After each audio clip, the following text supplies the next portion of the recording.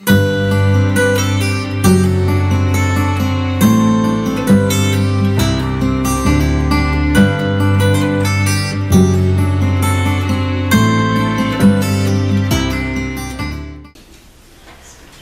bem, gente, nós vamos, como de costume, na primeira fase do nosso estudo, dar sequência às análises que a gente está fazendo do Livro dos Espíritos. Na semana passada, nós iniciamos um outro capítulo, o capítulo número 6 da segunda parte do livro, que aborda para a gente a respeito da vida espírita. E no primeiro subitem, sobre espíritos errantes. E a gente pode observar com a orientação da espiritualidade que essa classificação de espíritos errantes é aquela condição que o espírito permanece no plano espiritual, aguardando a oportunidade do retorno à vida no plano físico. É o espírito que aguarda, que espera, porque ele sabe, ele entende que o processo encarnatório é de fundamental importância para a sua evolução. E a gente compreende também que para alcançarmos a perfeição são necessárias inúmeras existências. Não tem como a gente quantificar a quantidade, mas sabe que é necessidade de passarmos, por muitas experiências. E enquanto nos encontramos no plano espiritual, aguardando esse retorno, que é certo, para os espíritos inferiores, nós alcançamos a condição de espíritos errantes. No mundo espiritual, foi colocado aqui para nós, há um trabalho também de aprendizado, a criatura avança em determinados valores, em determinados princípios. Uma coisa importantíssima que a gente observou aqui numa das questões, falando sobre esse processo de aprimoramento na esfera espiritual, nós não ficamos restritos apenas a movimentos na esfera do espírito, no mundo espiritual, mas também a movimentos que ocorrem em se tratando da vinda ao plano físico e até ouvindo criaturas que encontram-se encarnadas e são pessoas sábias, que fazem um trabalho de orientação a outras criaturas. Então o movimento se dá também nessa ordem, porque é importante que a criatura passe por diversos aprendizados e com isso vai fixando em si mesmo os valores, os princípios que diz respeito ao espírito, no sentido de conquistar um domínio sobre si mesmo e os recursos que o Pai concede-nos na trajetória evolutiva. Quando a gente analisou aqui uma das questões, a 132, se eu estou enganado, quando fala do objetivo da encarnação, menciona claramente a condição nossa para alcançarmos a perfeição, mas também tomarmos parte daquilo que nos compete no processo da vida e da existência. É um dos objetivos também da encarnação. Temos domínio, entendimento na atuação dos recursos que se encontram sob nossa responsabilidade. A parte que nos toca na hora da criação. Então é importante nessa caminhada que a gente está. Então nós analisamos essas questões, esses pontos, e avançando, nós vamos seguir a partir da questão de número 228. E nós vamos pedir o Leonardo para ler para a gente, até 273, fechando esse subitem que fala. O Livro dos Espíritos, na parte 2ª, capítulo 6 da vida espírita, o item Espíritos Errantes. Questão 228. Conservam os espíritos algumas de suas paixões humanas? Com o invólucro imaterial, os espíritos elevados deixam as paixões más e só guardam as do bem. Quanto aos espíritos inferiores, esses as conservam, pois do contrário pertenceriam à primeira ordem. 229. Porque deixando a terra, não deixam aí os espíritos todas as más paixões, uma vez que lhes reconhecem os inconvenientes? Vês nesse mundo pessoas excessivamente invejosas. Imaginas que mal deixam, perdem esse defeito? Acompanha os que da terra partem, sobretudo os que alimentaram paixões bem acentuadas, uma espécie de atmosfera que os envolve, conservando-lhes o que tem de mal, por não se achar o espírito inteiramente desprendido da matéria. Só por momentos ele prevê a verdade, que assim lhe aparece como que para mostrar-lhe o bom caminho. 230. Na erraticidade, o espírito progride? Pode melhorar-se muito, tais sejam a vontade e o desejo que tem de consegui-lo. Todavia, na existência corporal é que põe em prática as ideias que adquiriu. 231. São felizes ou desgraçados os espíritos errantes? Mais ou menos, conforme seus méritos. Sofrem por efeito das paixões, cuja essência conservá-la, ou são felizes de conformidade com o grau de desmaterialização a que hajam chegado. Na erraticidade, o espírito percebe o que lhe falta para ser mais feliz e, desde então, procura os meios de alcançá-lo. Nem sempre, porém, lhe é permitido reencarnar como for de seu agrado, representando isso para ele uma punição. 232. Podem os espíritos errantes ir a todos os mundos? Conforme, pelo simples fato de haver deixado o corpo, o espírito não se acha completamente desprendido da matéria e continua a pertencer ao mundo onde acabou de viver, ou a outro do mesmo grau, a menos que durante a vida se tenha elevado, o que, aliás, constitui o objetivo para que devam tender seus esforços, pois o contrário nunca se aperfeiçoaria. Pode, no entanto, ir a alguns mundos superiores, mas na qualidade de estrangeiro. A bem dizer, consegue apenas entrevê-los, de onde lhe nasce o desejo de melhorar-se, para ser digno da felicidade de que gozam os que os habitam, para ser digno também de habitá-los mais tarde. 233. Os espíritos já purificados descem aos mundos inferiores? Fazem-no frequentemente, com o fim de auxiliar-lhes no progresso. A não ser assim, esses mundos estariam entregues a si mesmos, sem guias para dirigi-los. Gente, é muito interessante a gente vai observando que a gente começa a entender um pouco mais da própria movimentação nossa, da cognitiva, desvinculando-nos do plano físico e introduzindo na esfera espiritual. Né? A gente já vê claramente, a mudança ela não é abrupta, não consegue se mudar da noite para o dia. Durante um certo tempo, uma fase do processo nosso de aprendizado, e são algumas pessoas ainda, a gente tinha aquela ideia de que o arrependimento, mesmo ali antecipando, minutos, segundos antes da desencarnação, nos colocaria numa situação boa no plano espiritual. Então houve uma vida de desregramento ao longo da existência, praticamente ela toda, e em função das enfermidades, daqueles conflitos que ocorrem muitas vezes, que antecipam a desencarnação do ser, muitas vezes a criatura passa pelo arrependimento. Ela faz com uma avaliação de tudo aquilo que ela fez, do comportamento, da forma como ela tratou as pessoas, como ela se comportou na vida, na existência, porque às vezes ela se movimenta fraternalmente com as criaturas, ela tem um convívio bom, né, harmônico, ela é benquista, quer bem as pessoas. Mas no plano do comportamento pessoal, com ela própria, ela pode ter desregramento, condutas ali que geram problemas para si mesma. E isso pode agravar, né, a sua própria vida física, levando à desencarnação. Então, nesse momento, a criatura arrepende-se e percebe que é bobagem, não deveria ter agido da forma como se comportou. Né? Então, a ideia que foi trabalhada durante muito tempo é que esse arrependimento proporcionaria à criatura a entrada no reino celestial, numa estrutura espiritual de ordem superior, melhor, dentro da imagem apresentada, na formação, essa formação que seria o céu. Hoje, com a doutrina espírita, vem entendendo que não. O processo não é muito bem por aí.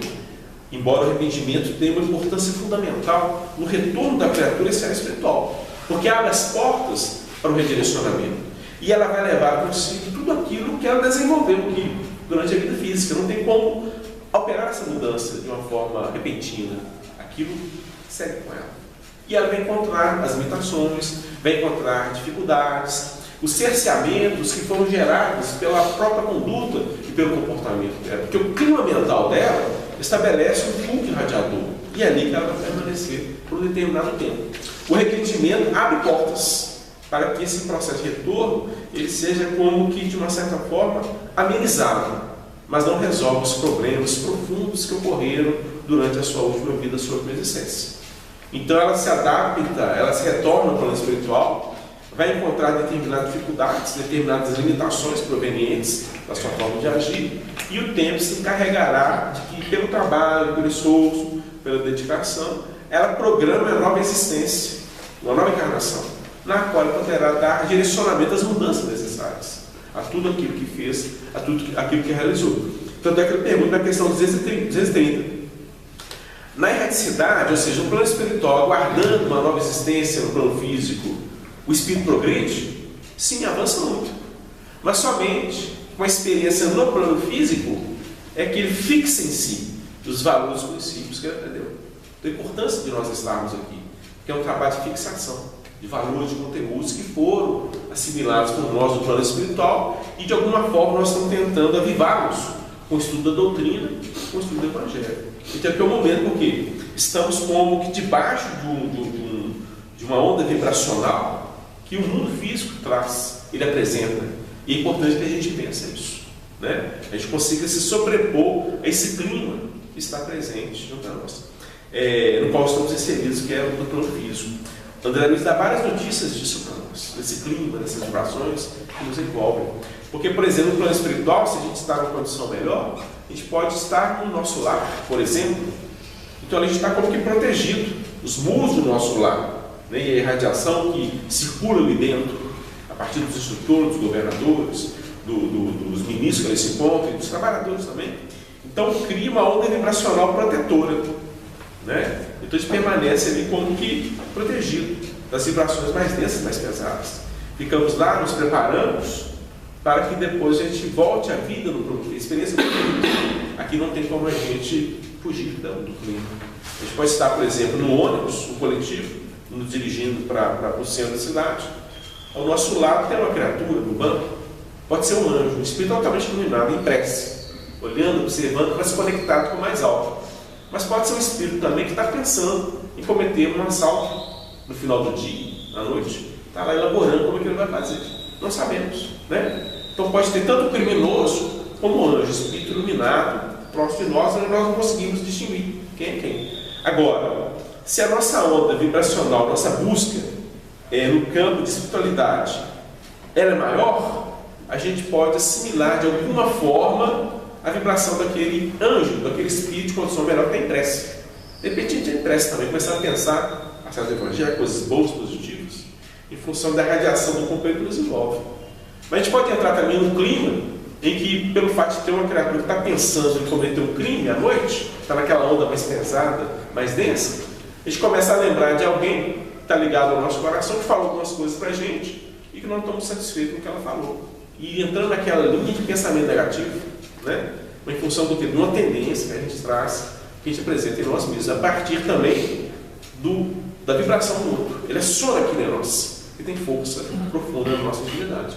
Então a gente vai percebendo esse contexto acontecendo conosco. E aqui é o momento de quê? De fixar coisas boas. A ideia não está muito boa, o pensamento está, a gente para expressões interiores. Deixa eu mudar o clima aqui, fazer uma prece. É o esforço pela mudança, é a fixação dos valores positivos que nós estamos entendendo como sendo melhores para nós, para a nossa vida, para a nossa existência. Então vamos percebendo isso, a mudança não é brusca. E vamos encontrar aquele ambiente de acordo com o grau de vibração, o grau de conquista que nós apresentamos. Ele fala o seguinte na questão 228: os espíritos de condições melhores, eles deixam as paixões aqui. Não ficam presos a essas circunstâncias, porque já trabalharam em si mesmo as paixões, já não têm vínculo com elas, já conseguiram sobrepor essas influências. O de condição mais acanhada e inferior, não. Ele leva consigo, porque a paixão está ligada à carne, ao físico, é do espírito. Ele ainda se entrega a esse tipo de comportamento, essas atitudes, é rancoroso, invejoso, né? Deseja mal para as pessoas e vai por aí fora. Não modifica da dona para outra. As aberturas que ocorrem no retorno ao plano espiritual favorecem uma análise, uma observação mais profunda, né? A gente vai perceber isso. Até o próprio constrangimento do sofrimento, da dor na esfera espiritual inferior vai abrindo portas nesse sentido, mas não resolve o problema, não muda de uma hora para outra. É fruto do trabalho, do esforço, da boa vontade, da perseverança. Por mais que a mãe de André Luiz, o espírito de condições graduadas, que não vivia nem no nosso lar, vivia na colônia de condições superiores ao nosso lar, ela, com toda a autoridade espiritual dela, ela não pôde interceder de imediato. No caso de André Luiz, pediu a Clarence, pediu ajuda, auxílio, né? Mas eles não podiam interceder de forma objetiva, pegar o companheiro e levá-lo para uma região melhor do plano espiritual. Não. Era importante e necessário que ele fizesse o trabalho íntimo de tirar de si mesmo aquele clima, alcançando por si mesmo a sintonia com as regiões mais elevadas. Então o sofrimento, a constrição na qual ele permaneceu por 8 anos, é que fez um trabalho de elaboração, aquele isolamento e elaboração dos valores internos. Aí ele consegue.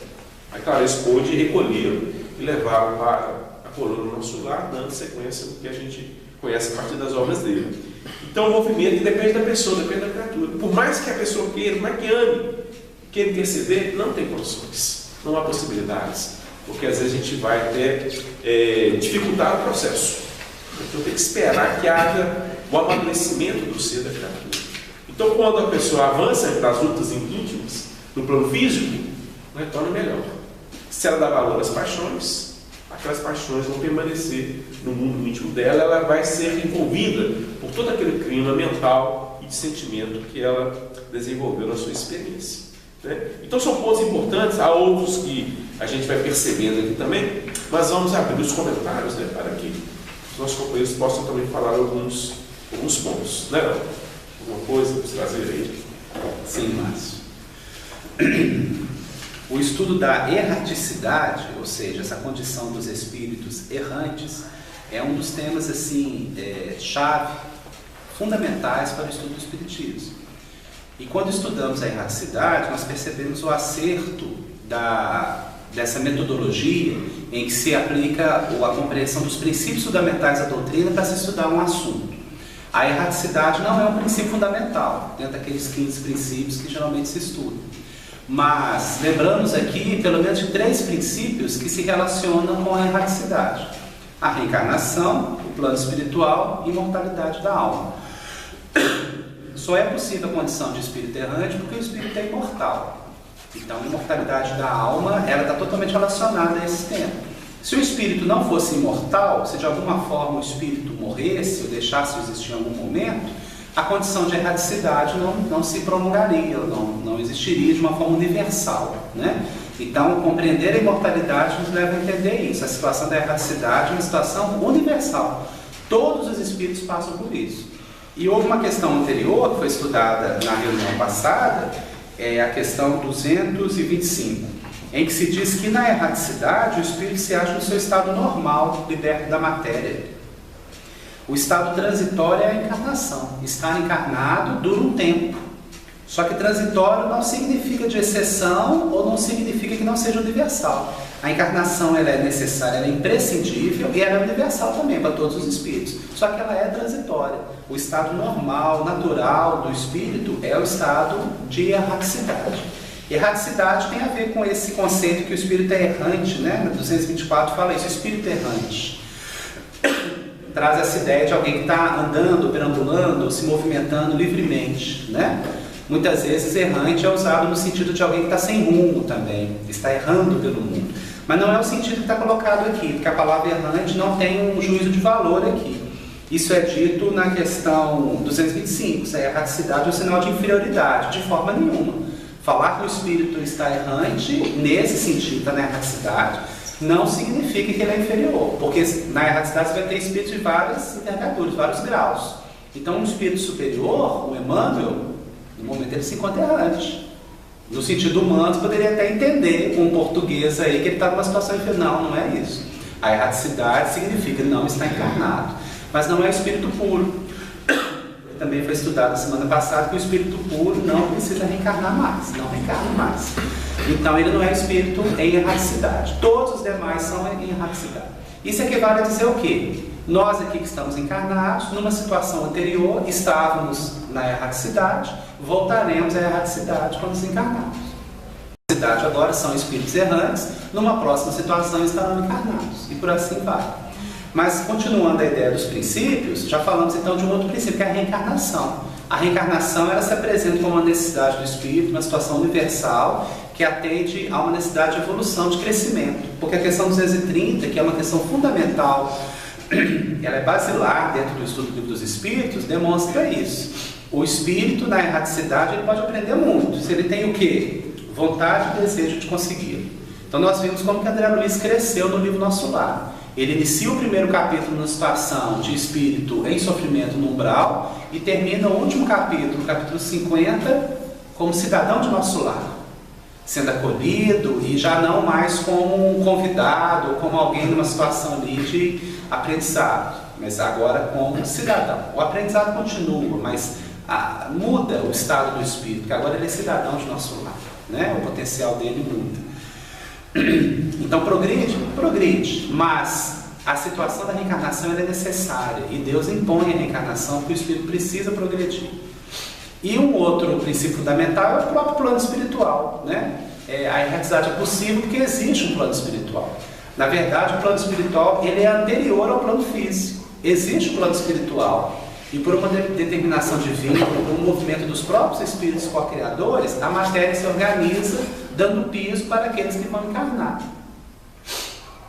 O plano espiritual serve como um molde para que aconteça o plano físico, né?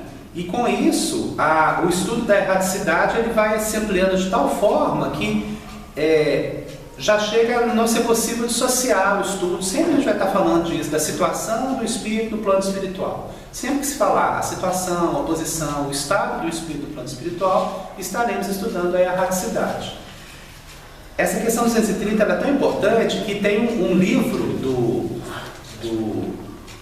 André Luiz, psicografado pelo Chico Xavier, que o próprio título do livro e todo o conteúdo do livro trata disso. Se chama Evolução em Dois Mundos. O que significa isso? A evolução se processa em dois mundos.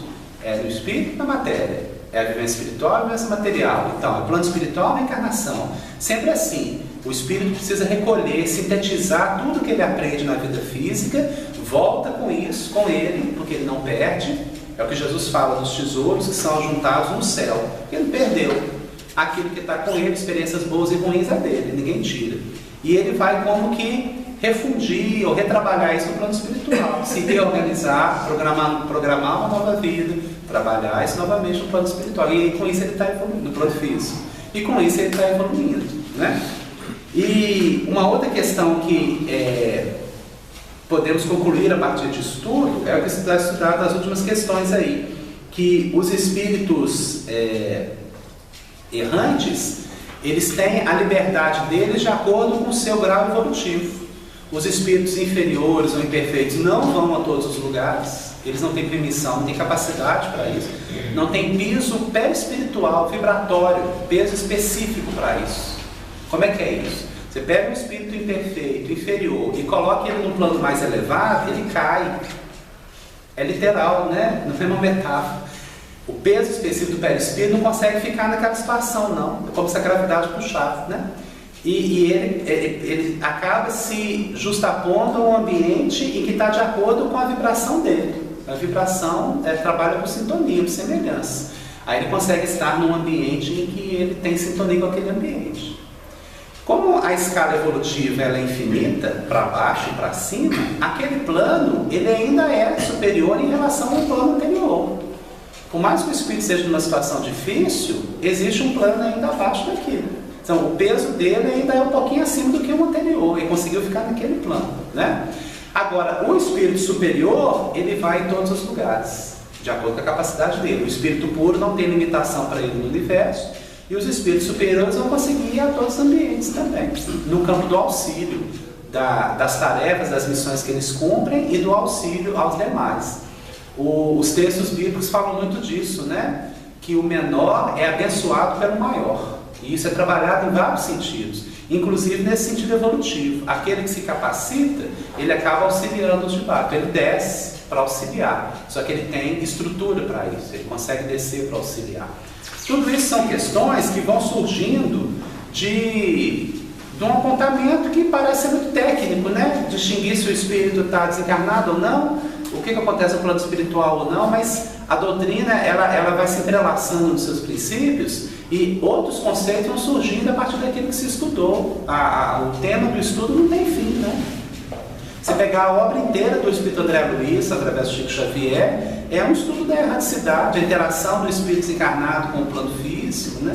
Sempre está se contando de um espírito desencarnado atuando sobre o mundo físico. É um estudo bem interessante, né?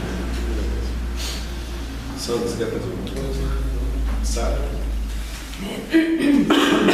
Questão 228 fala aqui das paixões humanas. E se não conservassem paixões, já não seriam espíritos imperfeitos, né? E fala na 230, aliás, na 229, que uma atmosfera os envolve por causa daquela paixão, né? Ou aquelas. E fala aqui da desmaterialização. À medida que o espírito vai se desmaterializando, ele vai se purificando. Então, a gente queria chamar a atenção aqui do contexto das paixões, Por exemplo, uma pessoa que tem inveja da outra, né? E ela cultua isso, às vezes até inconscientemente, ela se nutre isso no seu sentimento e ela passa a ter um tônus, uma vibração em volta daquele sentimento. E a gente começa a entender que a desmaterialização é quando nós colocamos virtudes no lugar de paixões. Por exemplo, se eu sou uma pessoa muito invejosa e eu começo a colocar o desprendimento, a simplicidade, eu vou trabalhando naquele efeito, algo que possa reestruturar as minhas emoções, né? E essa desmaterialização, ela vai acontecendo à medida em que eu desenvolvo valores da alma, né? Que são as virtudes. E aí eu lembrei agora de uma passagem do livro Sexo e Destino, em que um casal estava vivenciando os prazeres da carne de forma que era proibida, porque ele era casado e ela, né, uma jovem moça. E no meio daquela situação estava um espírito que era o pai da esposa daquele homem, né, que estava envolvendo numa nova paixão.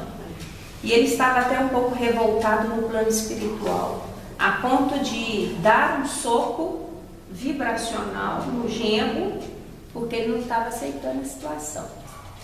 E aí entra uma entidade feminina, dizendo-se mãe da moça, e de forma silenciosa, ela fez um movimento como se estivesse dando uma tranquilidade àquele espírito, ao homem, né, que estava adoecido já pelas expressões da vivência dele, fez ali, embalsamou o ambiente de ternura, de carinho, saiu no silêncio que ela entrou. E aí ficou para mim o seguinte ensinamento: se aquele casal estava vivendo, vamos dizer assim, os sentimentos carnais deles, e se existia uma entidade que ainda estava presa àquela condição e sofria com aquilo, quem que deu o recado das virtudes naquele momento? A mãe da mulher, né? Ela, no silêncio da alma, foi lá, aplainou, pacificou o ambiente. Eles sentiram, porque eles mudaram de comportamento, que é o que você falou da vibração, né? No instantinho o ambiente mudou, ela foi lá para dentro cuidar da enferma, o outro também se colocou já. Então é isso, né? É interessante esse exemplo, porque esse companheiro que o espiritual sempre levar para as ondas inferiores, né? E outra vez acho que entra um pouco nessa onda também. Ele depois conversa com eles e fala o seguinte, que em muitas oportunidades ele teve que orientar as pessoas a fazer aquilo que ele estava sendo convidado a fazer pela experiência, o momento de aprendizado da pessoa, do espírito, né? Então ele estava dentro de uma situação que ele tinha que dar testemunho, que te orientava outras pessoas a fazer. Então era o momento dele vivenciar a coisa, pela experiência que ele estava vivenciando, transpor as paixões, os interesses transitórios e observar aqueles irmãos daquela condição como espíritos em evolução, que precisam daquilo que a outra fez, né? Do amor, da compreensão, do entendimento e do amparo para poder conseguir. Então, por isso, observar isso, o trabalho na erraticidade de aprendizado, né? Em que muitas vezes seremos chamados a trabalhar no nosso coração dentro de linhas de interação, de renúncia, que muitas vezes ainda tem um certo peso para a gente.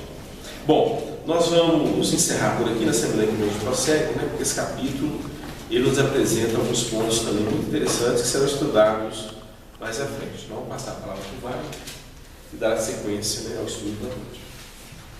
Nós estamos aqui, com a bênção de Deus, retomando a segunda epístola de Paulo a Timóteo, a partir do capítulo 2, que vamos iniciar hoje. E o capítulo 2, na primeira parte, que vai do versículo de número 1 ao versículo de número 13, vai dizer o seguinte: Tu, pois, meu filho, fortifica-te na graça que há em Cristo Jesus.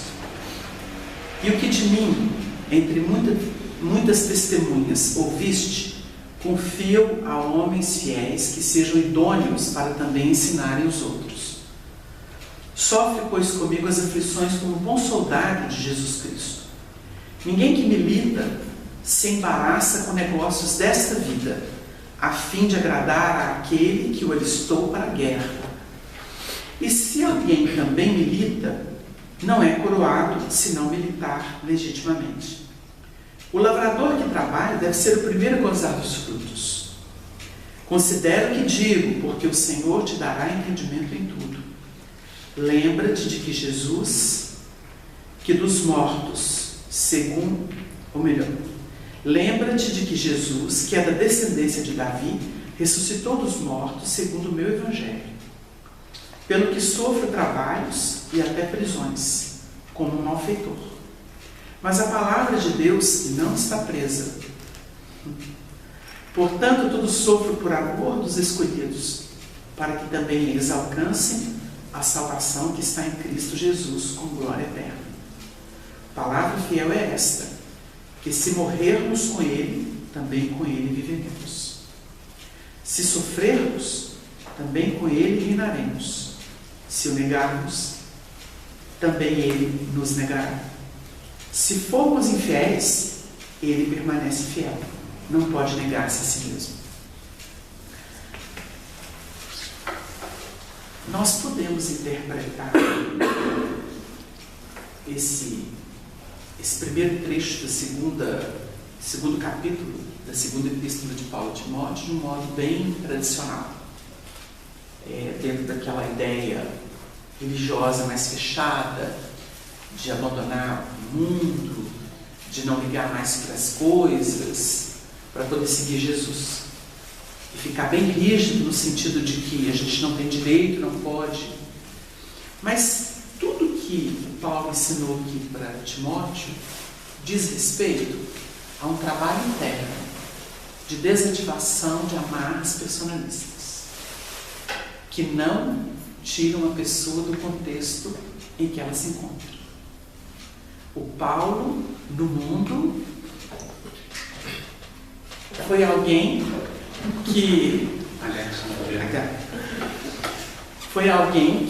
não abandonou e não considerou objeto nenhuma experiência do mundo. Aliás, o Paulo, ele traz umas reflexões muito interessantes, porque para que ele pudesse libertar João, que estava preso e precisava fazer um trabalho, ele procurou a preferida de Nero.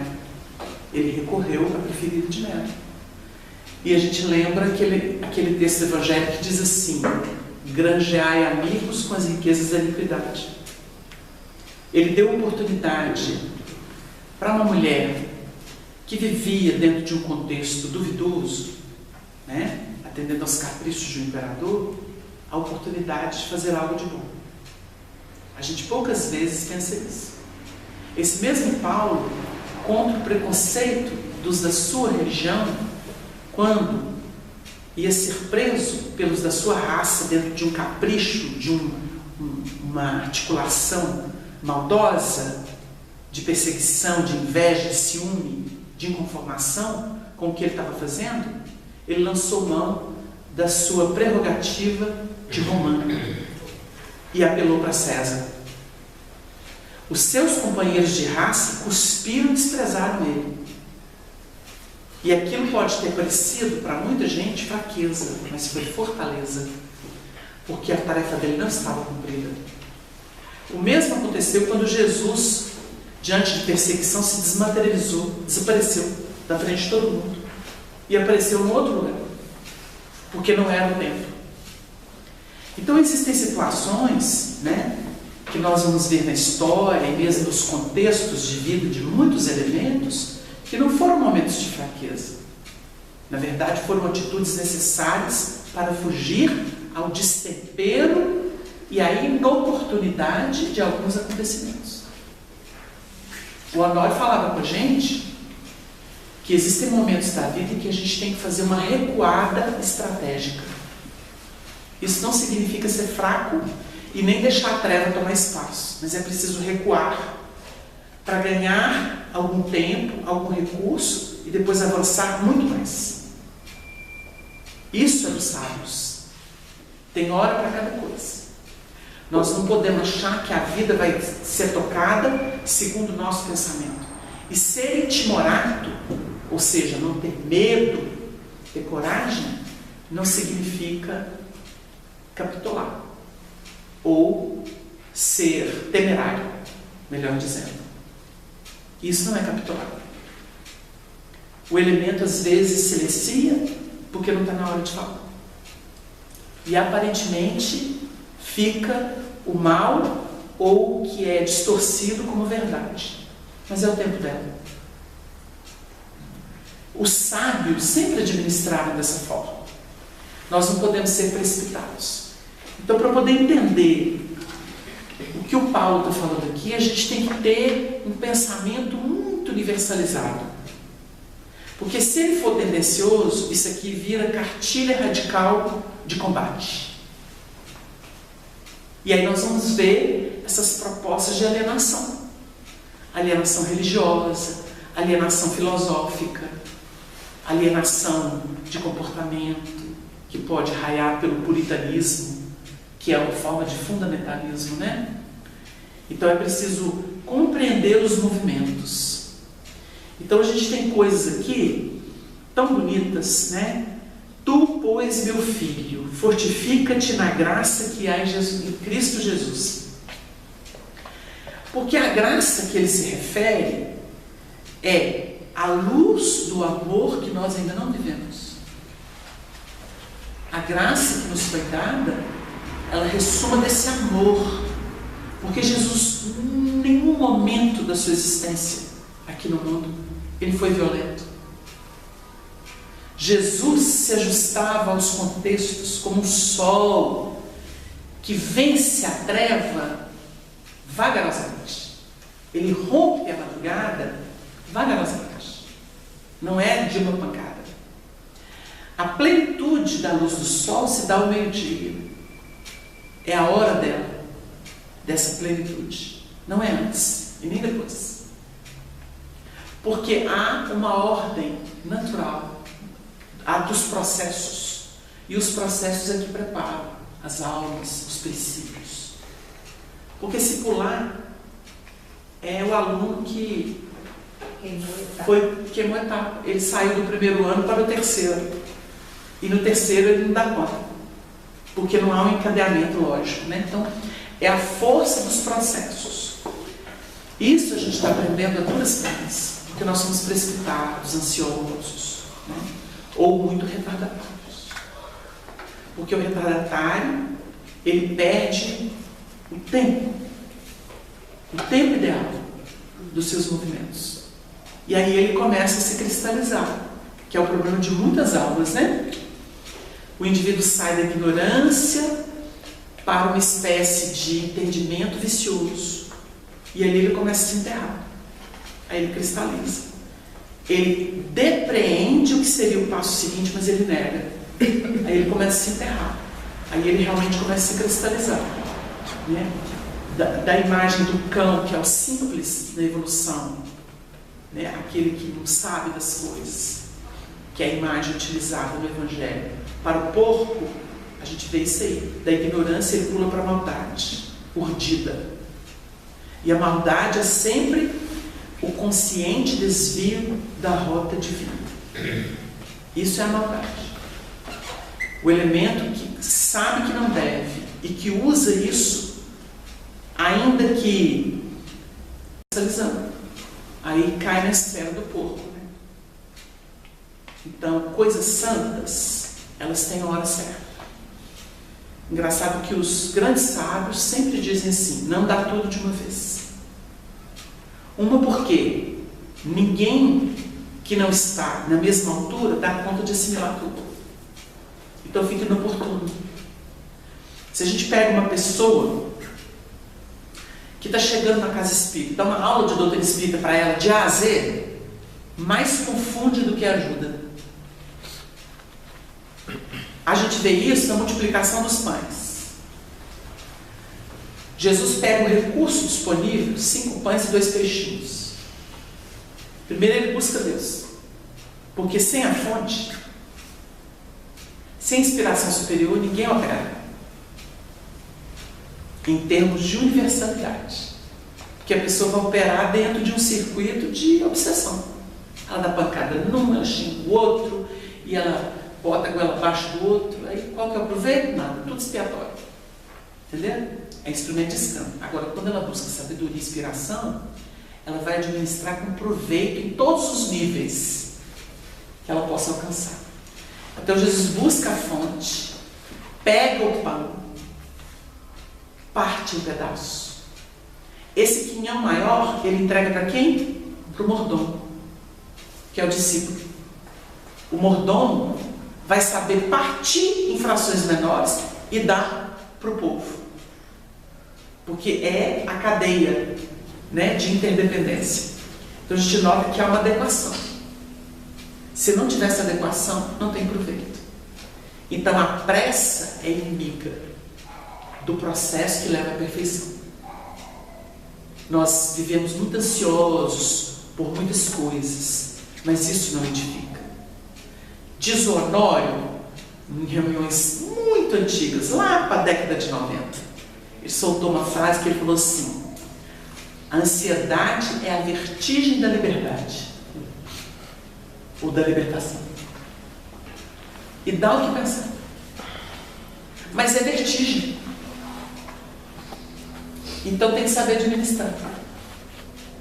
A vertigem é perigosa, é para deixar a pessoa cair, né?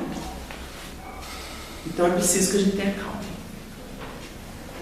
Dentro dessas perspectivas de ensinamento e de merecimento, existem questões aqui que falam do mérito. Se o aluno foge da lição, ele não está balizado. Nós vivemos num mundo, e principalmente no país, que é o país do jeitinho, né? Torce aqui, torce ali. Mas de que vale isso, se a pessoa não tem por dentro? Ela tem por fora, e por algum tempo dura por fora, mas por dentro ela não tem. A gente vê isso em todas as áreas. Vê, por exemplo, uma pessoa que dá um jeitinho de trabalhar algum tempo, em seguida força para ser mandada embora para poder viver mais 4 meses de seguro-desemprego. O que ela está fazendo quando ela age assim? Se ela forja que é incapaz, que está doente, passa mal, etc., ela está construindo uma enfermidade que ela está pensando quando é que ela vai deixar de existir. Porque a pessoa começa a construir no mundo íntimo, ela está dando comando mental. Todo sanguessuga vai ser julgado no nada, em algum momento, porque ele não está construindo para si mesmo. Então é muito perigoso. O Honório tinha uma frase que ele falou para um amigo nosso, e que esse amigo nunca esqueceu, e a gente lembra assim a sabedoria, né? Não peça desconto à vida. Isso na hora das aflições, dos problemas, né? Ele falava assim: não peça desconto à vida, porque ela cobra com juros depois. E Deus já planifica tudo na pauta certa.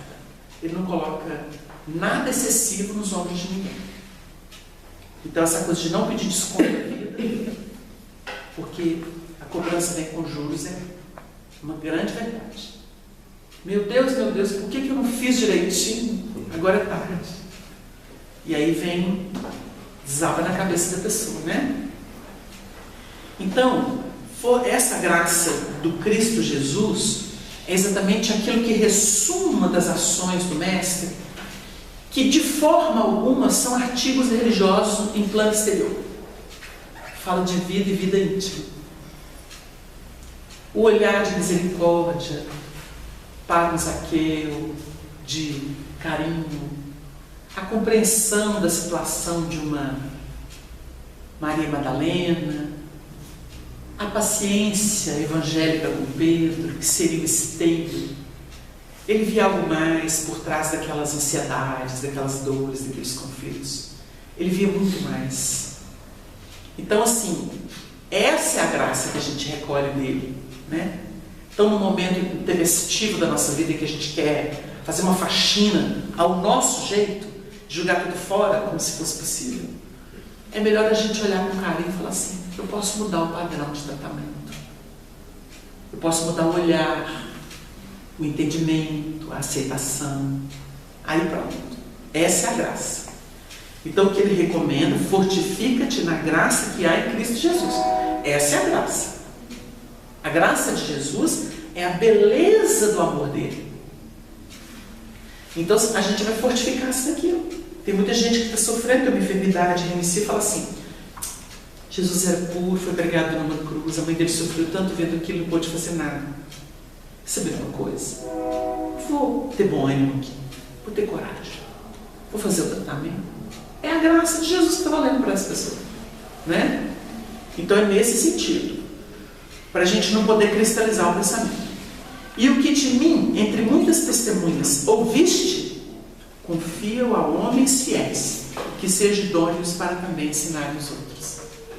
O Paulo aqui estava trabalhando, estava formando equipe de trabalhadores. Isso aqui é uma orientação.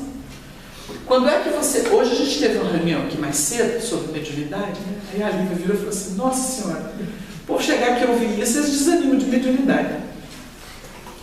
Mas essas coisas a gente fala para trabalhador, para quem já está com a mão na charrua.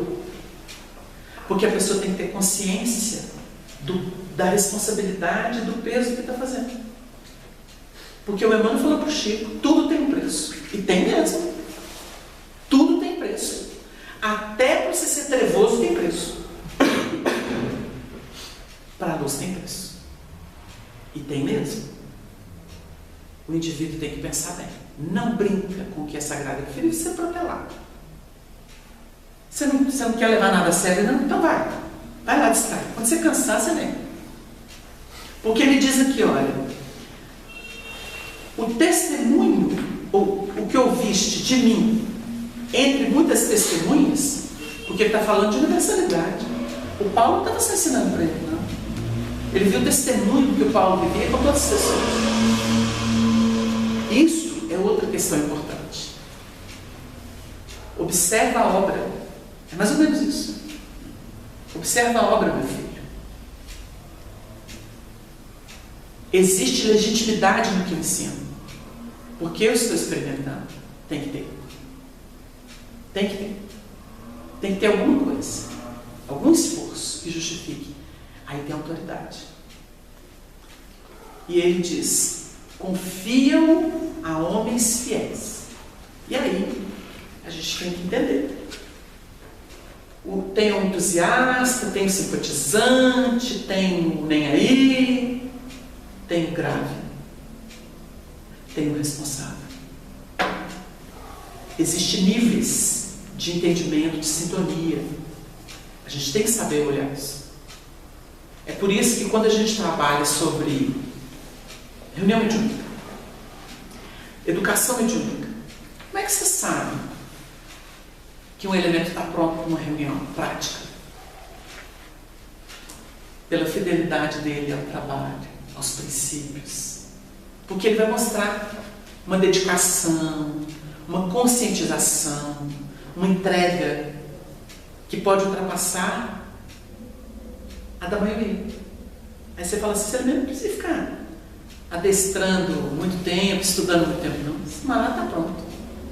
Pelo nível de responsabilidade, de envolvimento moral com as questões. E olha que não estou falando de entusiasmo. Entusiasmo é facinho. Esse passa rápido. Mas é como a pessoa se porta. Então, é o bom senso. O tempo de cada um para assumir um trabalho, quem coordena tem que usar bom senso. Não é regra geral. 3 anos disso, 1 ano daquilo, mais meio ano daquilo. Não é isso não. O indivíduo pode ficar 10 anos e não ter seriedade nenhuma. Porque vai que pula daqui para ali, para pula. Depende do que. Então a pessoa revela na vibração, na forma de lidar, né? Na reverência que tem. Então é a questão dos fiéis, que sejam idôneos para também ensinar os outros. Então a gente percebe que em meio a um grupo grande de pessoas que estão passando pelo centro, alguns, uma hora ou outra, vêm conversar sobre concepção de doutrina, de trabalho, de centro. E quando a pessoa abre a boca, a gente fica surpreso. A gente fala assim: nossa, existem trabalhadores que não têm essa consciência, o indivíduo tem. Frequentador. Você nota no indivíduo. como ele respeita e como ele tem aquilo no coração. Você fala assim, que beleza. Os espíritos, eles não têm os nossos critérios humanos, né? De conversa, de ouvir, de ver o externo. Eles olham a vibração do indivíduo. Então, às vezes, numa reunião pública, eles se apoiam em pessoas que às vezes são meros frequentadores, mas que têm um coração naquilo. Às vezes eles deixam de contar com um trabalhador declarado e usam pessoas para fazer determinadas obras. Que acontece assim no salão. De desligamento, de recuperação de entidades, de alívio de lares, de tratamentos de obsessão. Usa pessoas que têm uma vibração extremamente dedicada, abnegada, dentro dessa fidelidade, dessa idoneidade aqui que ele fala. Então é preciso que a gente fale essas coisas, porque o bom trabalhador, ele é usado em qualquer ambiente. Qualquer ambiente. Tolo é o que acha que trabalho espiritual só acontece na casa espírita. Em momentos específicos. A gente é usado o tempo inteiro. Às vezes você fala uma coisa para a pessoa assim, você nem raciocinou. Um espírito te usou porque precisava dar um recado para alguém. Isso acontece na vida de todas as pessoas. Desde que as pessoas tenham disponibilidade. Ou que elas ofereçam, né? Um campo vibratório. Às vezes você está preocupado com o serviço, mas você está de bom coração, você está honesto, está sincero ali. A pessoa te usa, você faz alguma coisa. A pessoa, você sabe tanto que você me ajudou outro dia. Eu sei que você nem vai lembrar, mas você falou uma frase comigo que salvou minha vida. Me deu um mundo. Amém. Então o trabalhador é por eleito. Então ele continua dizendo assim: sofre, pois, comigo as aflições como bom soldado de Jesus Cristo. Por que ele fala isso? Nós vamos procurar aflição. Mas eu pergunto para vocês assim: quem é que vive nesse mundo indene de alguma aflição? Você vive isso em família? Às vezes você tem um comportamento assim, você procura não ser pesado a ninguém. Mas vem o irmão, vem a irmã, vem a mãe, vem o pai, vem o filho, vem o amigo do filho, vem a parentela, vem o vizinho. Sempre com algum problema, alguma aflição. E a gente, na lei de solidariedade, na lei de sociedade, a gente tem o dever moral de partilhar tudo com todos. Mas por quê? Porque a evolução é assim. Hoje a gente está falando um pouco disso. Anteriormente. Nós surgimos da completa ignorância para alguma noção das coisas. Então nós passamos da primitividade para a expiação e prova. De expiação e prova para a regeneração, que é o convite que nós estamos vivendo. Então vocês imaginam a rede de pessoas e acontecimentos que nos escolheram para nos formar. O quanto de trabalho nós já demos para a natureza, para as pessoas, para o mundo espiritual. Vamos lembrar que nós nos alimentamos dos elementos que estão na cadeia natural, o chamado ecossistema. A gente depende do chão, do mineral, a gente depende do vegetal, a gente depende do animal e dependemos uns dos outros na condição nominal.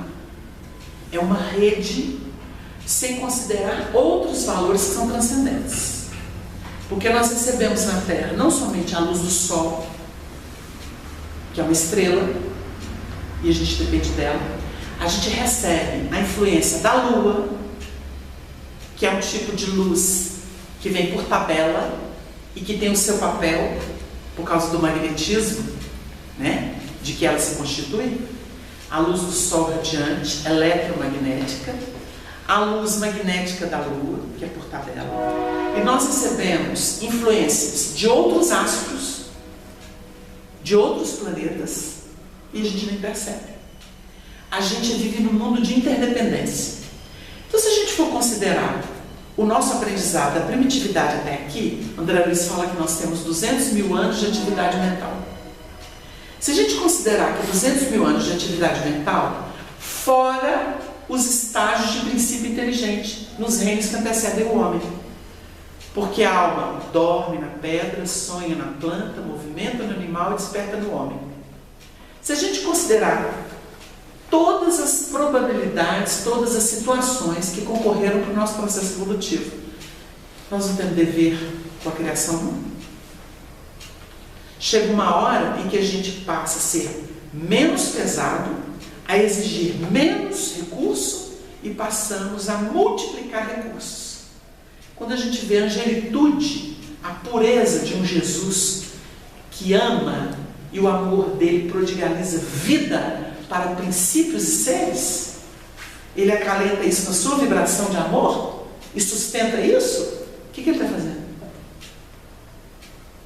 Ele está respondendo à vida. Por isso que os Espíritos dizem que nós só conseguimos retribuir a Deus tudo que Ele nos deu quando nós começamos a amar. Porque o maior prodígio do universo se chama amor. E vai ser reflexão. A criatura se identifica tanto com o Criador e Pai, que ela começa a refletir a grandeza dele.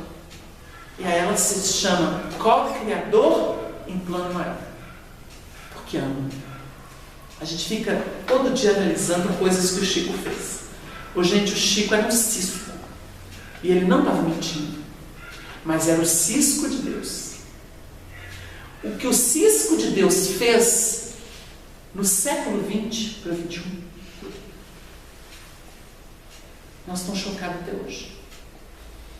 O cisco de Deus fez isso. Vocês imaginam, então, um filho de Deus. Nós não vamos desrespeitar o Chico falando que ele é cisco de Deus. E se ele aceitou, só um cisco. Mas o que esse cisco fez, nós estamos assombrados até hoje. Porque é amor. Ele refletiu o amor de Deus, o amor de Jesus para a Terra. Mudou as vidas. E continua mudando as vidas, porque ele não apaga. A luz nunca se apaga. Então, a gente pensa nisso aqui. Carregar as aflições como bom soldado de Jesus Cristo. Agora, o soldado é uma guerra, né? Porque nós temos a nossa ancestralidade nos puxando para trás. Ou que induzindo-nos à cristalização do pensamento.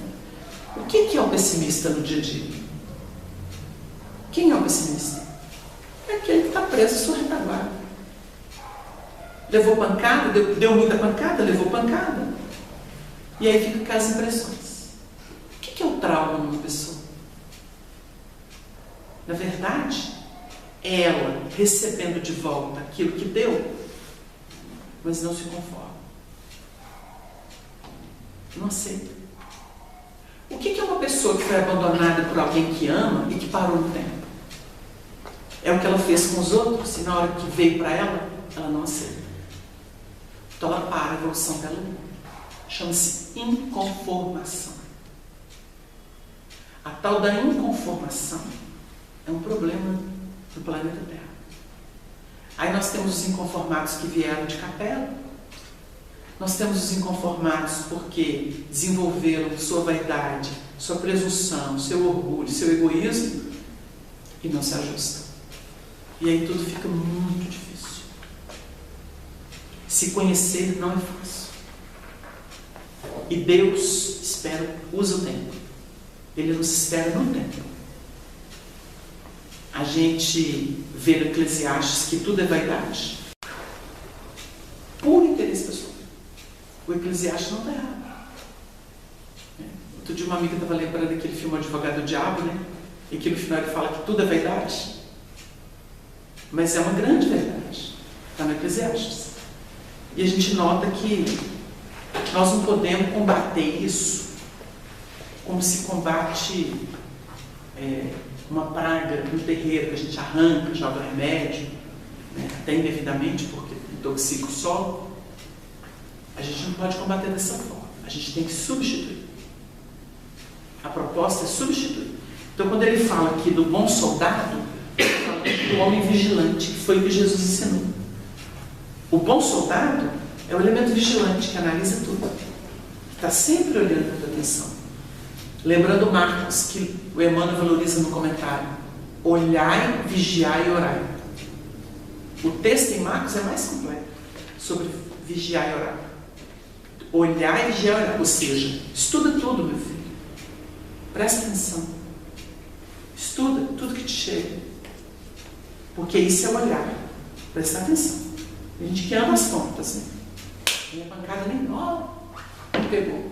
Mas você não presta atenção, aí cai mesmo, né? Então a gente tem que olhar. Tem que saber analisar as coisas. O discernimento é salvador. Salvador. E ele começa pelo olhar. Olhar de identificar, saber dar nome. Olha, gente, a evolução na Terra começou quando Adão deu nome às coisas. Ali começa a evolução. Porque começa o discernimento. Como é que se dá isso em termos globalizados? Quando os gregos começam a nomear as coisas e criam uma sabedoria que fez nascer a nossa cultura do Ocidente. Para os espíritos como Emmanuel, no Pensamento em Vida, remontar um Demócrito que fala do átomo naquela época, que começa a estudar a natureza da matéria, ou a estruturação dela, começa a enunciar o princípio das coisas. Sabedoria. Então nós temos que ter noção das coisas, né? Aliás, teve grandes nomes aí que se ocuparam de noções. Tem um livro, Noções de Coisas. E a gente vai para a escola para poder aprender isso, né? Porque se você não tiver noção das coisas, você se perde. Aquilo, o que é aquilo? Aquilo que eu vi um dia, olha, aquilo tem que ter um nome. Então, nossa cultura nasce dessas definições. Nós precisamos saber por onde andamos, o que a gente ingere, de que a gente se alimenta, como a gente está a cada dia. Isso é responsabilidade individual. Eu preciso responder por mim.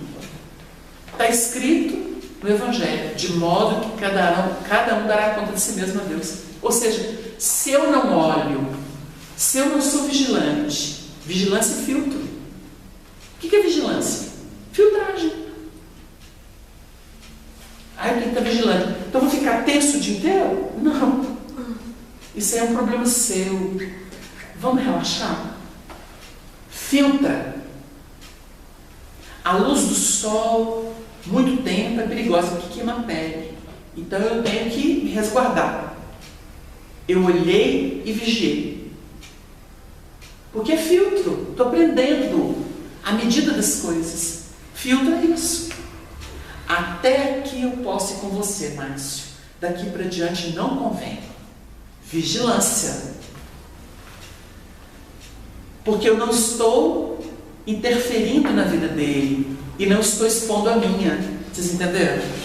Esse filtro, vigilância. Olha, eu estou aqui numa rede social, tem coisas que eu passo e até bloqueio. Não me interessa. Seletividade, isso é vigilância.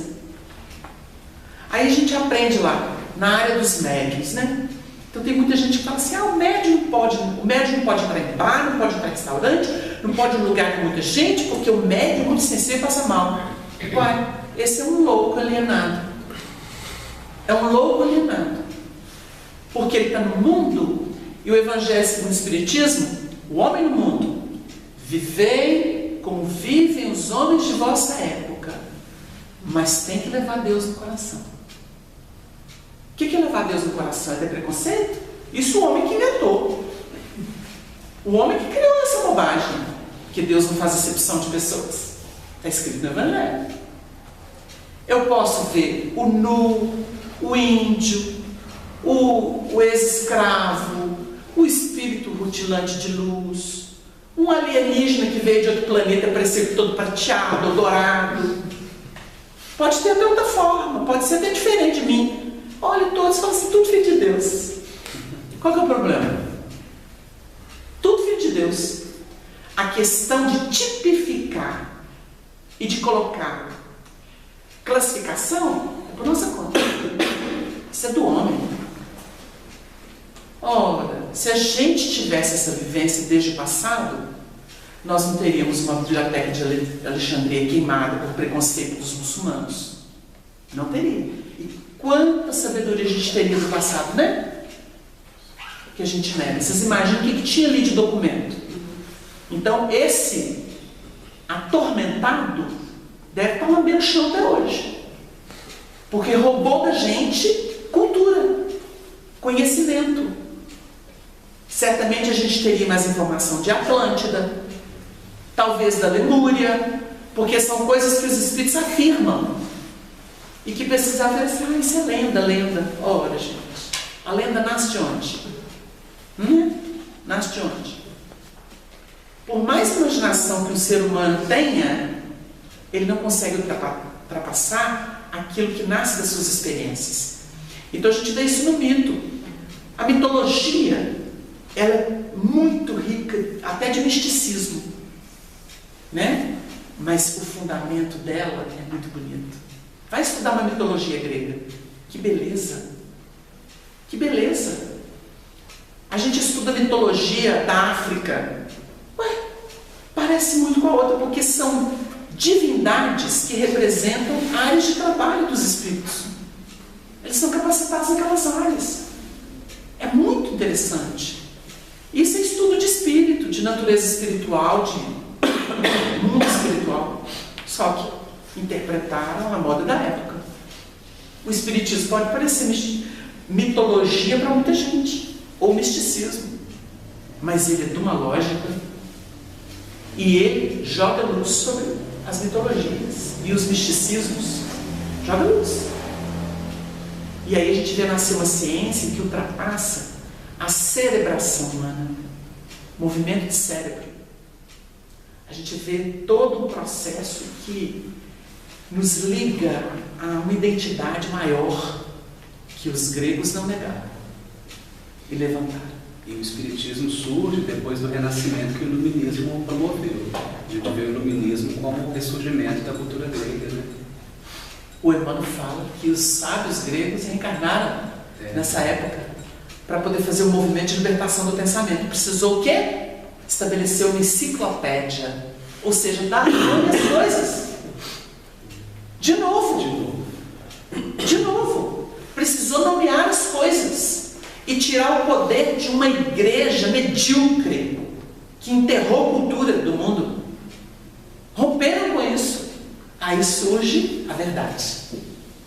Porque precisava de dar nome às coisas. Como é que você conversa sobre conceito, concepção, se você não sabe dar nome às coisas? E se você não tem um pensamento livre para poder estabelecer o movimento filosófico? A que o ser vai ser proibia, né? Ler. Os livros eram proibidos. Onde nós chegamos? Quando você vê o ostracismo... Até da reencarnação ela acreditava na igreja, né? Porque o passado era fecundo, mas enterraram tudo, né? A gente vê isso hoje na mediocridade do mundo, né? Nós estamos enterrando tudo em nível menor. A cultura, as artes, nós estamos sepultando. Mas há uma revisão. Tem que voltar. Nós estamos revisando. Nós estamos revisando a Idade Média, nós estamos revisando o período da primitividade, o período dos bárbaros. Está tudo aí. Porque a humanidade está sendo revisada. A gente nota nessa mediocridade política desse país. A mediocridade. Mas a falsidade ideológica, ela existe também na religião. Isso tudo está sendo revisto. E aí vem à tona, você olha e fala assim, não estou acreditando. Com a anuência dos poderes da mídia. Você olha e fala assim, meu Deus, que chiqueiro. Porque não tem outra palavra. É um chiqueiro coletivo. Aí a gente olha e fala assim, mas se não entrar nele para fazer faxina, não tem jeito. Porque Jesus falou que só subiu aquele que desceu. Então nós estamos descendo. E estão descendo horrorosamente. Mas agora é para revisão e dura pouco. Porque ninguém se segura. Isso se pode escrever. Os espíritos disseram. A porcaria vai vir, mas ninguém se segura. Não existe um homem que fala assim, eu garanto até o século que vem. Esse não existe. Porque é tudo muito rápido. Na transição é assim. Sobe e desce. Com a mesma velocidade. Então nós vamos assistir muita coisa. E são os espíritos que estão dizendo. Não somos nós. É época disso. Então a gente tem que saturar.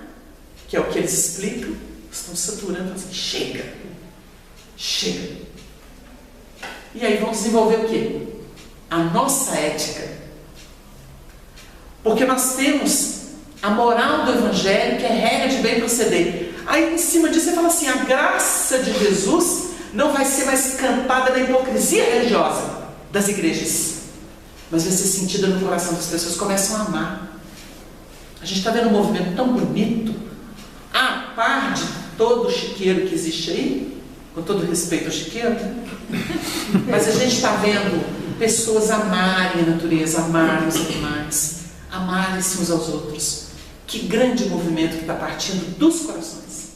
Isso é a verdade. A institucionalização está chegando ao fim. Está vindo um movimento de base, de consciência. Pessoas se harmonizando.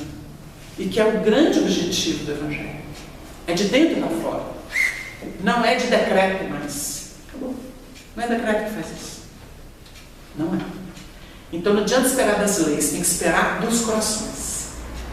E olha, como dizem os Espíritos, há muito mais corações no bem do que os do mal. Os do mal são muito bagunceiros, eles fazem muito barulho, e por isso que parece que eles predominam, mas realmente é uma minoria, porque é um veneno. Jesus ensinou isso pra gente, não precisa de muito, nós é que somos tímidos, né? Existem pessoas hoje dando grito, dizendo que os espíritos são muito acomodados, e a gente pensa que é verdade, porque nós não temos ativismo.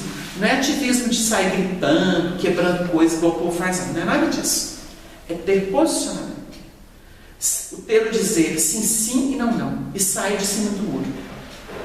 Porque aí você conversa, a gente vê muito isso, sabe como? A gente pode, por exemplo, existem muitas pessoas sofrendo no mundo. O espírito prefere sentar em cima do conhecimento, dos livros, dos conceitos e fingir que não está vendo, porque não tem coragem de conversar sobre sexualidade com a juventude, de trabalhar temas como homossexualidade ou transexualidade. Nós não temos coragem. Os dirigentes sempre têm horror de falar de sexualidade. Não, esse assunto não desce o nível. Peraí, nós temos material. Olha o livro de sexo de Emmanuel, que monumento. Olha Kardec trabalhando o assunto sobre se os espíritos têm sexo, e a partir dali vai falar sobre a década de 70. Presta atenção, até hoje a gente esconde isso, né? Então, outros temas, trabalhar visão política do espírita, sem partido, a visão mesmo. Como que a política pode mudar? Como que as pessoas podem se engajar? A gente tem preconceito. Questionar a estruturação organizacional do movimento de unificação, que é muito hipócrita ainda, muito politiqueira, até desrespeitosa, porque volta a repetir aquilo que se fazia na Idade Média ou no clero. Então a gente tem que ter posição. Agora não é brigar, é sempre dizer sim, sim e não, não. Isso presta e isso ainda não presta, está em processo, né? Então são questões muito importantes. Por isso que ele fala, olha, não dá para dizer para todo mundo, tem que falar com o elemento fiel, porque tem mentes, corações amadurecidos, e aí você pode trocar isso. Mediunidade ainda é um problema em todas as áreas, porque é tabu. Médio é assim, médio é assado, médio pode isso, pode aquilo. O médium pode tudo, ele tem que saber se ele dá conta ou não. O médium pode tudo, porque o médium, como disse o Chico, ele tem todas as necessidades e direitos de um cidadão normal, porque ele não veio a par da humanidade, ele veio na humanidade. Então naturalmente ele tem que saber os seus limites, mas isso é a pessoa. Por isso que a gente fala que a gente forma a nossa ética pessoal. A nossa ética pessoal não é alguma coisa que alguém me deu pronto para eu seguir, não. Eu tenho que saber, sim, isso eu dou conta, eu posso ir até aqui, isso não vai ferir ninguém, isso aqui vai ajudar pessoas e não vai me sobrecarregar. Eu tenho que desenvolver isso. Só eu posso fazer isso. Cada espírito tem uma medida. Cada espírito tem que descobrir a sua medida. Olha, eu tenho muita coisa para entender, então assim, eu estou fazendo aqui meu plano para ficar em harmonia. Então eu atendo família, eu atendo trabalho, eu atendo o centro espírita, eu atendo o meu lazer. E eu estou conseguindo viver em harmonia dentro dessa planificação que eu fiz, porque é o meu movimento interno. E eu estou em paz. O importante é isso. O importante é isso. Agora as pessoas acham que tem que viver uma coisa só, outra coisa só. Aí vive um tempo, depois chega aqui e fala assim, estou descrente. Não dou conta mais, estou em depressão, vou tomar remédio. Pois é. Você não soube harmonizar, equilibrar as coisas. Aí chega com descrença, chega com depressão. Quantos trabalhadores espíritas estão na exaustão, fazendo maquinal assim? Porque não descobriram a forma de viver em paz, em harmonia. E isso é uma coisa que a gente precisa começar a trabalhar.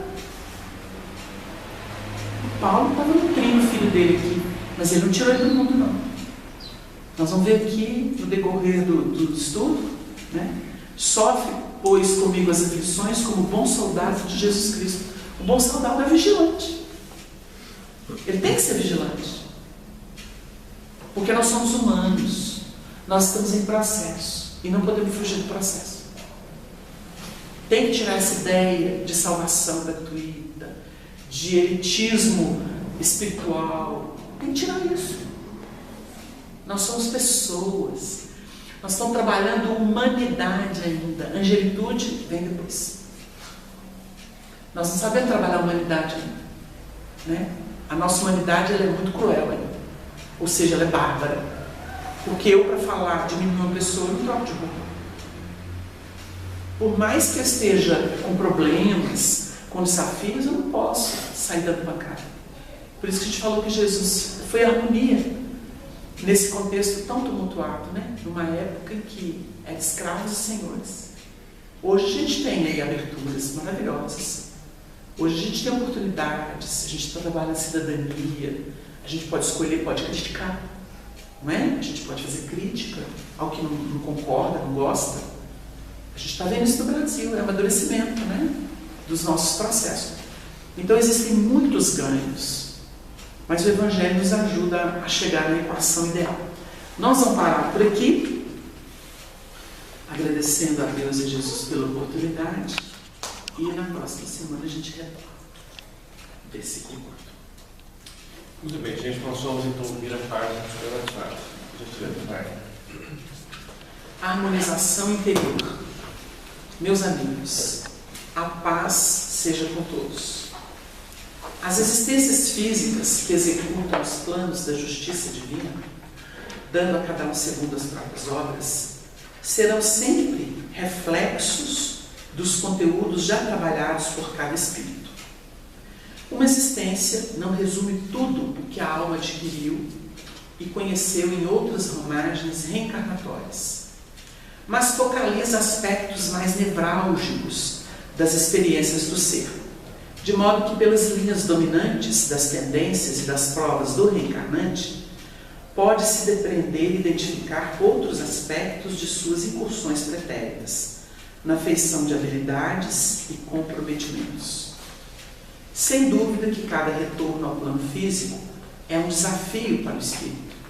No entanto, em cada uma dessas etapas, segundo as suas ações e reações no cotidiano da vida, pode esse ser alcançar a paz relativa da consciência e a tão ansiada harmonização interior. São meios que a lei utiliza para as aferições, resgates e para fomento da cultura humano-espiritual.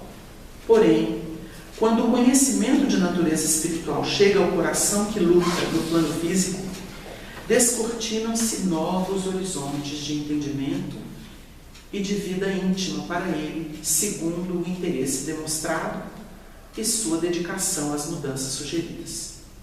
É exatamente pela visita da verdade que as amarras do pretérito se dissolvem, portas adentro da criatura. Mas a verdade, que geralmente se cultua e se proclama pelas religiões, a partir do que foi revelado no pretérito, só apresenta dinamismo e vitalidade quando a alma sente e cede de si mesma, alterando padrões intelecto-morais. Esse fenômeno de conversão demonstra a capacidade moral do indivíduo e nomina-se amor. É por ausência dessa adesão de sentimento nobre que o mundo experimenta guerras e atritos, jogos de vaidade e da ambição, a definirem um clima de crueldade e da indiferença aos temas da vida de Deus. Consideremos, pois, no quadro de lutas e de provações que possam nos visitar, que a luz da verdade é apelo, trazendo-nos valores que ainda não revelamos, mas que a adesão íntima aos propósitos da vida perfeita significa amor, pois só o amor é na terra e pelo infinito a genuína força de vida e a eterna identidade nos filhos de Deus. Emmanuel. Aspiração e conquista. Ante os sonhos, alma querida, que te fustigam o coração, jamais desistas da vida, persegue-os em paz e oração. Entre o querer e o sentir, na pauta da evolução, deve o trabalho suprir o que nos falta a realização. Enquanto esperas, trabalha, tornando formoso teu sonho de amor. Terás assim recurso que te valha ante a divina lei do Senhor. Maria Dolores. Muito bem, gente, nós vamos encerrar a nossa reunião agradecidos a Deus as bênçãos colhidas pelos nossos corações.